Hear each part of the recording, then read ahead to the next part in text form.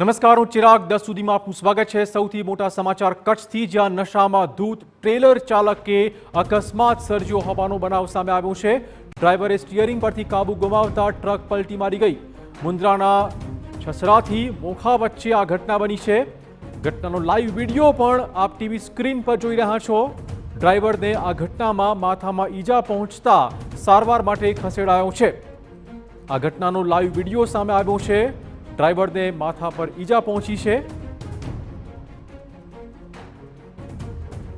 હાલમાં ડ્રાઈવરને સારવાર માટે ખસેડવાની ફરજ પડી છે। નશામાં ધૂત ટ્રેલર ચાલકે આ અકસ્માત સર્જ્યો છે। ડ્રાઈવરે સ્ટીયરિંગ પરથી કાબુ ગુમાવ્યો અને આખી ટ્રક પલટી મારી ગઈ, જેમાં ડ્રાઈવરને માથાના ભાગે ઈજા પહોંચતા તેને ટ્રીટમેન્ટ માટે ખસેડાયો છે। આખી આ ઘટનાનો લાઈવ વિડીયો સામે આવ્યો છે।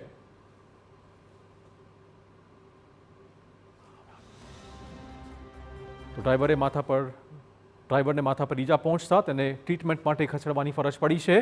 નશામાં ધૂત આ ડ્રાઈવર ચાલક ટ્રેલરે અકસ્માત સર્જ્યો છે,